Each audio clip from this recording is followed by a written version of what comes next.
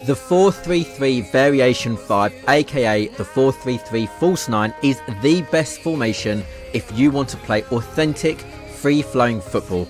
In this tactic setup, I'm going to show you how I set up my team to get these type of goals and have enjoyment in EAFC, aka FIFA. Let's get to it. So here is the team that I have been using with the 4-3-3 variation 5, and here are the in-game tactics for the team part.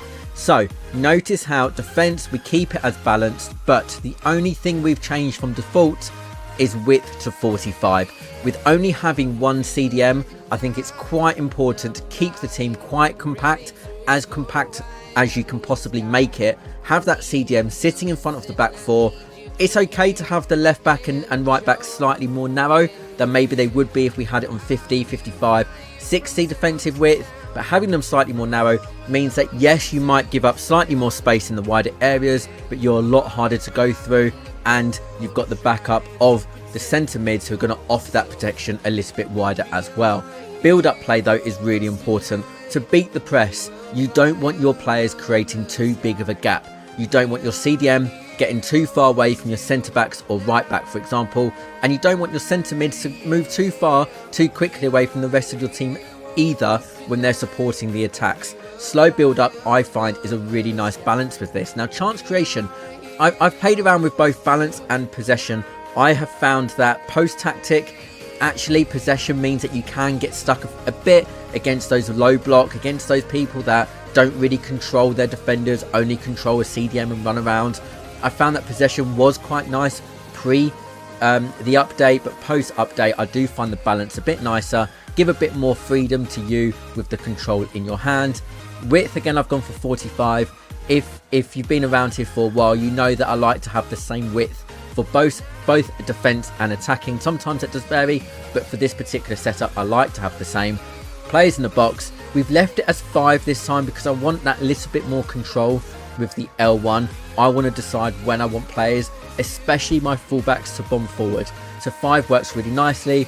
Corners and free kicks is all personal preference. Right, over to player instruction. And we are going to start with the fullbacks, and I'm going to do something that I don't normally do. We've got stay back on both. And the reason we've got stay back is because, especially now with this counter-attacking meta, which it seems to be, lots of people sitting back, inviting pressure and hitting you on the counter-attack. I found that the way of having balanced or join the attack fullbacks was actually making the less skilled players able to get an opportunity. So the whole point of this formation and tactic is to play fun, exciting football, but also to make sure that when you play someone that you're better than you actually get the result. And with this counter-attacking meta, that kind of suits the lower level players. Therefore, we need to make sure that we're keeping solid against those type of players. So stay back, but with step up and overlap, we still want to involve our fullbacks when we go forward. So we've still got them a bit wider with the overlap.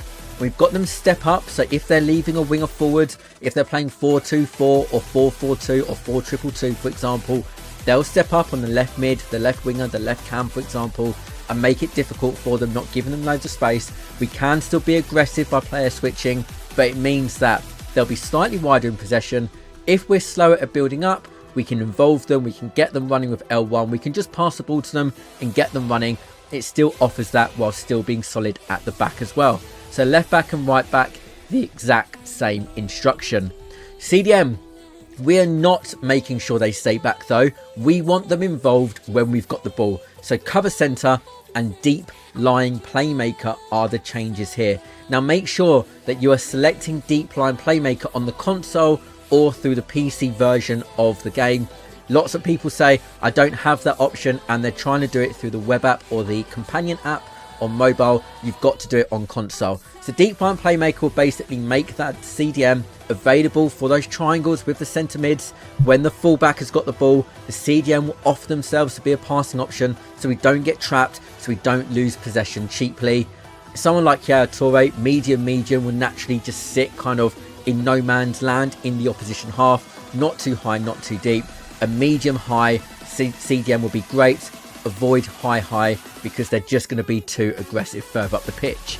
Now, if the two centre mids, we've got cover wing one with stay on the edge of the box for the cross, and the other with get in the box for the cross, both with cover wing. So because we have got one CDM, and because a lot of people do like to play down the wing, we need to make sure we are offering protection for our fullbacks, and that's where the centre mids can be that little bit wider and offer that protection. Also, the get in the box and the stay on the edge of the box for the two options, because the stay on the edge of the box for the cross means that they'll kind of hover in and around the box, maybe even 5 or 10 yards outside of the box, meaning you've always got a player to recycle that ball to. Zidane is clever. He'll know when to kind of go a bit wider to help out Bacha, or when to go a bit more narrower to help out Dalglish or Hullet, or maybe even Salah on the other side. You can play free roam, and I have experimented with free roam for both the left centre mid and right centre mid. I think because I'm still getting used to Hullet as a new player, I've kind of kept it to stick to position for now, but just be aware that this will probably evolve as I get used to this setup more and more into both the left centre mid and the right centre mid being on free roam. But just while you get used to this and how the midfield works, stick to position for now. The left winger and right winger, the exact same instructions. Balance on everything, but come short and get in the box for the cross. So again, you want that three up front to be close together. I really like the come short option because sometimes your wingers can be a bit wider, and it can be easy for them to be out of the game with a fullback defending, especially with the AI and how powerful they are at the moment. With the come short, it means that those runs that they take, if the opposition doesn't control their own defenders, they pick up some really nice positions for 1-2s, and you'll see that in some of the clips in a moment. You'll see that with the 1-2s that they can offer, and actually just getting the ball and driving into the opposition penalty area. I really find the come short really nice and a very underrated supporting run instruction. With our centre forward, stay central, stay forward. You want them to link up the play. Yes, I've tried getting behind. Yes, I've tried false 9, and I just found that the mixed attack is the best balance for this particular setup of, if there's space, trigger them into a run, get them moving, but if there isn't space, actually let's think intelligently about what we're going to do next. That's the setup. Let's see how it plays in game. And from these clips, I really want you to pay attention to the movement of the players. That was actually Yaya Toure that started that. And look at the positions that he's taken up. Look how he's offering for the ball. Look how easy it's to pass through. Salah's a bit more narrower, and then he can get the goal. And have a look that we've got Bacha on the wing now. We've got Darwin supporting, and look at the movement of the players. Again, Yaya Toure, that deep line playmaker, is so important to this team, offering. And who's popping up in the box? It's one of our centre mids who buries it. Again, look at the movement of the players. We've got the fullback supporting, but not too aggressive. There's our centre mid supporting.